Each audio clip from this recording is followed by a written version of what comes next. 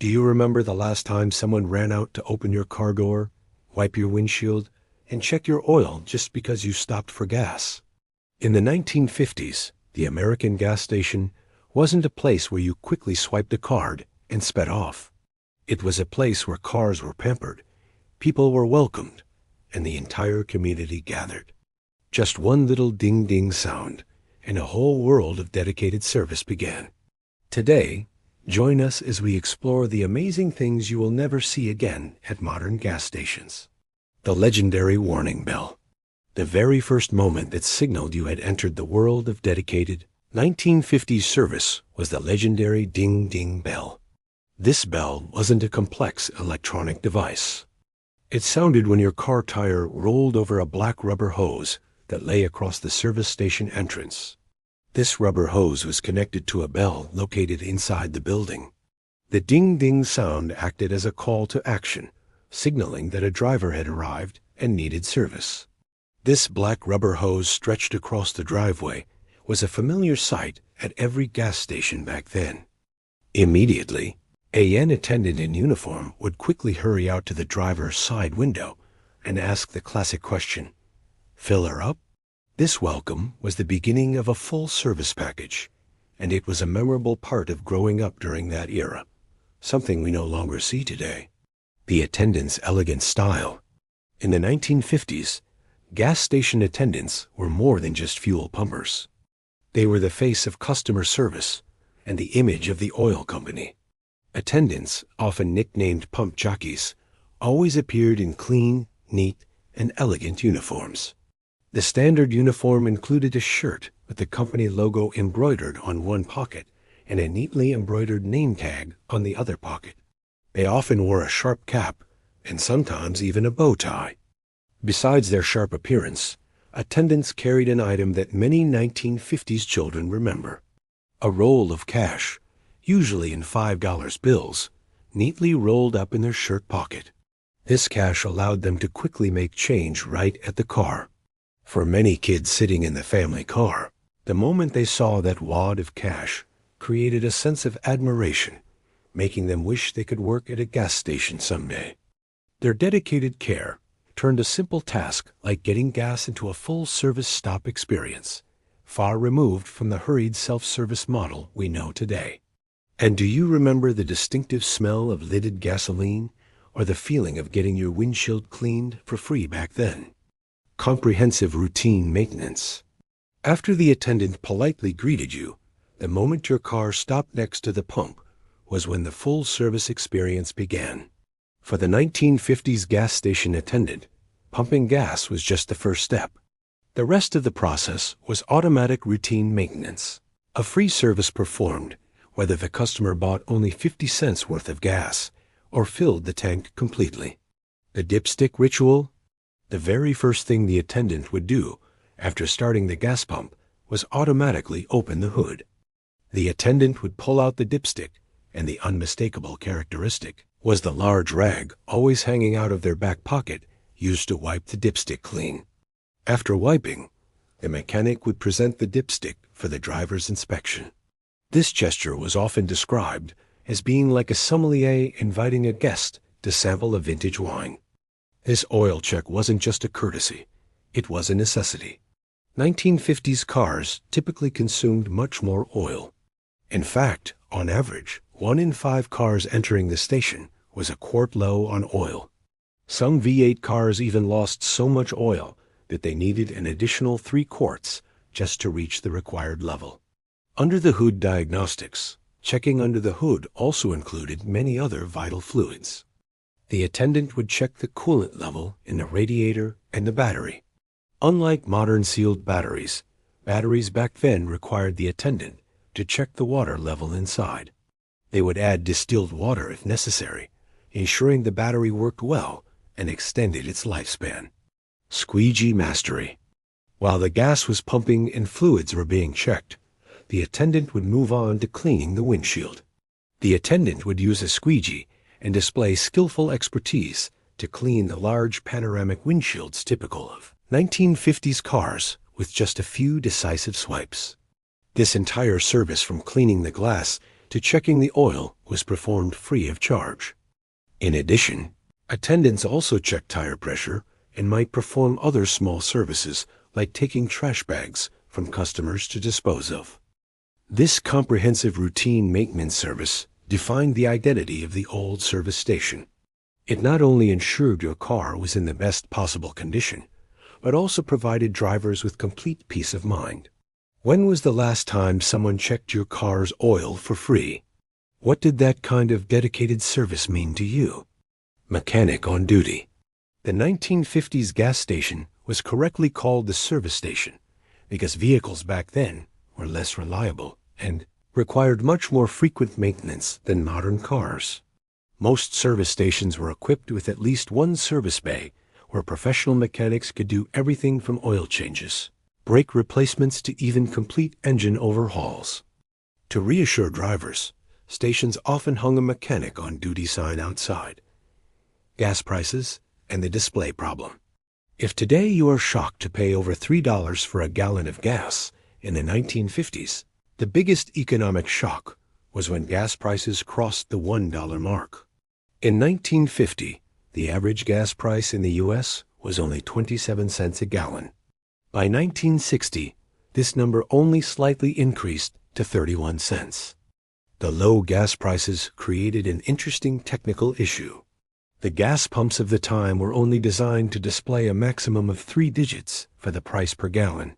This meant that when the gas price reached $1, the pump system couldn't display the full number. To solve this $1 crisis, gas station owners had to paste a piece of adhesive tape on the pump or simply double the price displayed, leading gas and environmental change. In the 50s, the standard fuel at gas stations was leaded gasoline. The lead in the gasoline played a paramount role, acting as a lubricant to prevent excessive wear inside the engine.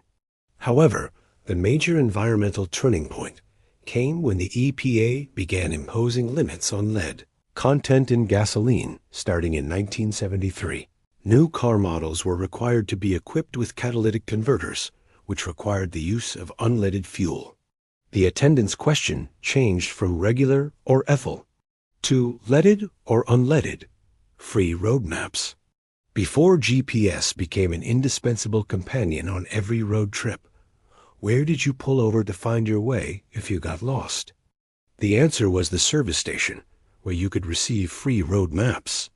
Gas stations always had a rack filled with detailed, accurate road maps that were completely free for customers.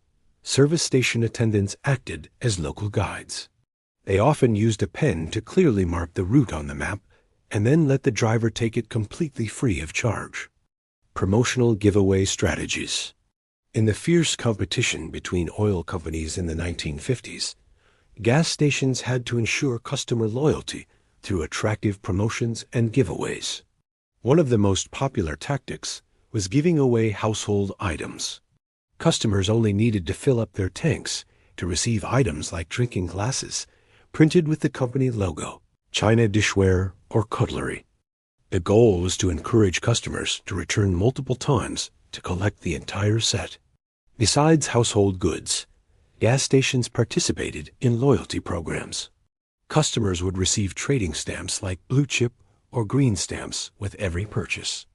Customers would paste the stamps into a book, and once enough were accumulated, they could redeem them for gifts in a catalog. Customers also received small items like keychains, wall calendars, or car-themed trading cards. Some stations even held contests with grand prizes, such as the chance to win a brand new Cadillac, community hub, and snacks. Today, a gas station primarily resembles a convenience store that also sells fuel. But in the 1950s, the service station was a bustling social center. Especially for children, the gas station was an indispensable part of childhood. They provided convenient free services, such as the air hose for inflating bicycle and basketball tires. Soft drinks, often called pop, were sold in glass bottles and only cost 5 cents. A unique specialty of the time was pouring a packet of peanuts into a Coke bottle. Additionally, gas stations sold candy, popsicles, ice cream bars, and even candy cigarettes. Googie architecture icon of the space age. The moment your car rolled over that familiar warning bell hose, you were stepping into architecture that fully reflected post-war America's optimism and space ambition. This style was called Googie architecture, and it turned roadside service stations into futurist icons.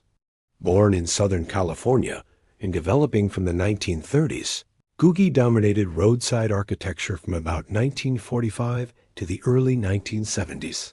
Googie's defining characteristic was its boldness and energy. These structures often featured upswept roofs, curved and geometric shapes, glass, steel, and neon lights. Googie incorporated symbols of space and motion, such as the boomerang shape, flying saucers, atomic models, and exploding starbursts. There was even an unwritten rule that buildings must convey the feeling of defying gravity. The shift from service stations to convenience stores reflects the advancement of automotive technology and changes in consumer behavior. Today, cars need less frequent maintenance, and we prioritize speed and convenience. However, what we truly miss is not just the free China cups or leaded gas, but the personalized care and sense of community that the service stations provided. Do you remember what it felt like to soar through the skies in the 1950s and 60s? Passengers dressed as if heading to a gala. Flight attendants poured champagne into crystal glasses, and the cabin glowed softly under golden lights. No long lines, no noise, just the gentle hum of engines, the grace of service, and the pride of being part of aviation's most glamorous era. Today, let's return to the golden age of air travel, when true luxury took flight. Let's imagine we are in 1958, checking in at the terminal. Everything is very glamorous, distinctly 1950s. When you walk in, you receive real paper tickets. Passengers were dressed in their finest attire to fly. Airlines began copying advertising strategies from cruise ship lines, promoting flying as a sense of occasion, declaring that the journey is as important as the destination. Flying in the 1950s was an upmarket experience. This was not mass transit. It was a privilege. At this time, flying was exclusively for the wealthy. The cost to fly from coast to coast in the mid-50s cost approximately 10 times more than the cost of an equivalent flight today. However, in return, you received an extremely luxurious experience. Airplanes of that era were very spacious, with exceptionally generous legroom. The distance between seats averaged about 35 inches, compared to 28 to 30 inches for today's seats. The seats were thicker with plenty of cushioning and support. Seats were also wider by a few inches. Aircraft in the Golden Age focused on maximizing passenger comfort, not maximizing capacity. Technically, for a while, there was only one class of passenger. This class was exactly what we would consider first class today. This meant everyone enjoyed the highest level of service from space to cuisine. The first thing is, you could smoke. Passengers were absolutely permitted to enjoy their cigarette right in their seat. The smoking ban on flights only began in the 1970s and 1980s. Imagine the plane filled with gentle cigarette smoke wafting through the cabin. Secondly, you could sleep on the plane in overhead beds. Where today we put hand luggage, back then, these compartments folded down into large, soft beds. A passenger recounted, "When I was ready for bed, a large, soft bed was already prepared. I am over the Atlantic without missing any of the comforts of home." Because in-flight entertainment had not yet been invented, old-fashioned pastimes were favored. Passengers brought traveling chessboards and played cards. Those who had discovered a common interest at lunch would settle back for a game. One of the most memorable things about the Golden Age was the simplicity and ease of travel. The airport experience in the 50s and 60s was completely different. There were no security checks, no searches, and no ID required. You just showed up at the airport, checked in, and boarded the plane. This allowed passengers to arrive much closer to the departure time. The image of the air stewardesses, or air hostesses, as they were called back then, is synonymous with the 1950s. They needed to attend a special training academy with comportment classes and ethics behavior classes. These girls were typically between 21 and 28 years old, standing from 5 feet 2 to 5 feet 7. Before 1978, federal regulations prevented airlines from offering lower ticket prices. So, providers needed to find other ways to attract passengers. Airlines learned to leverage flight attendants as a marketing asset. Physical appearance was key. There were detailed guidelines on makeup, hairstyles, and weight. To keep the job, a stewardess was not allowed to marry, become pregnant, or weigh more than 135 pounds. Air hostess uniforms played a crucial role. Some airlines partnered with renowned fashion designers, turning their uniforms into sophisticated fashion statements. To get people into the air, airlines had to convince them that flying was safe. However, flying in the 50s and 60s was much more dangerous than today. The main reason was turbulence. Planes flew at much lower altitudes, so planes back then were noisy, shook violently, and often had to cease flying due to weather. Passengers truly dressed to impress. Women often wore dresses or skirts with elegant blouses, often accompanied by gloves and scarves. Men typically wore suits or at least sports coats with dress pants. Accessories like ties, cufflinks, and pocket squares were standard. Many men even wore hats. Even children were dressed formally. This transformed the flying experience into a formal event where everyone showcased their best. If flying was an event, then dining was the grand ceremony. The onboard dining experience was considered fine dining. Airlines wanted to attract wealthy passengers and help them pass time. Meals could last from 2 to 3 hours. Passengers were fed like royalty. Service included fine china, silver cutlery, and proper glasses. On some flights, dinner was served on white tablecloths. The menu included premium dishes such as lobster and steak. Meals were served in multiple courses, including appetizers, salad, main course, and dessert. To ensure the menu met 5-star standards, airlines hired world-renowned chefs. Champagne and caviar flowed freely. Airlines offered unlimited access to complimentary drinks. Cocktails and alcoholic beverages were often free. One of the main reasons airfares were so high back then was because of the unlimited access to complimentary drinks, flowing champagne, and gourmet food.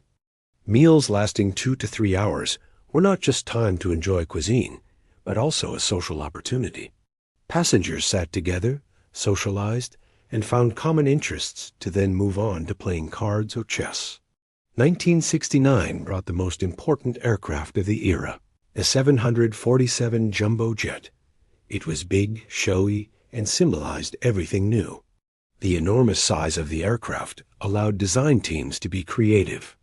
Since flying back then took many hours, airlines tried to cram any amenity they could into the aircraft. Many long-haul flights offered dedicated lounge areas where passengers could sit on comfortable couches and socialize. These lounges were elegantly designed with plush carpets, stylish furniture, and sophisticated decor. Giant aircraft like the Boeing 747 featured an exclusive upper-deck lounge for first-class passengers. These areas included cocktail counters staffed by professional bartenders. From 1970 to 1974, American Airlines operated piano bars at the rear of the economy cabin on some aircraft. At the center of the bar was a professional pianist behind an electric organ, entertaining passengers. Airlines wanted you to fly internationally. They promoted flights with incredibly clever slogans. Flights were described as conquering time and shrinking space, making it easy to see the world and know your neighbors. One of the things that makes the memory of the golden age of aviation so memorable is the architecture of the airport terminals. In the 1950s and 1960s, airports were more than just places for takeoff and landing. They were seen as gateways to the world, a source of local pride, and even a national symbol. Passenger lounge areas were designed like high-end salons, plush upholstered seats, gleaming wooden tables, sophisticated dining areas, and even live music or gentle entertainment corners. Art was also incorporated into the airport space. Giant murals, sculptures, or decorative details celebrating local culture were skillfully combined. Many airports offered public viewing areas or observation decks where families and aviation lovers could watch planes take off and land. Security regulations were minimal, and passengers only needed to arrive shortly before the flight. This is the question anyone watching this footage asks. Will we ever be able to fly and feel that luxury again, like in the 1950s? The luxury reached its peak around 1970, but after years of overspending, coupled with the 1970s oil crisis, airlines were forced to make major cost cuts. This was the heartbreaking moment that marked the end of the golden age. Just a few short years after introducing the most luxurious bars and lounges, these amenities were dismantled. The objective was clear: replace those luxurious social spaces with more seats. Lobster and gourmet dining disappeared. Since then, flying began to resemble what we see today. Aircraft shifted from focusing on maximizing passenger comfort to maximizing aircraft capacity. Looking back, the airports of that golden age were not just architectural structures, but symbols of luxury, trust, and optimism about the future. They encapsulated both extravagance and the dream of flight, making every trip a part of an experience worth remembering for a lifetime.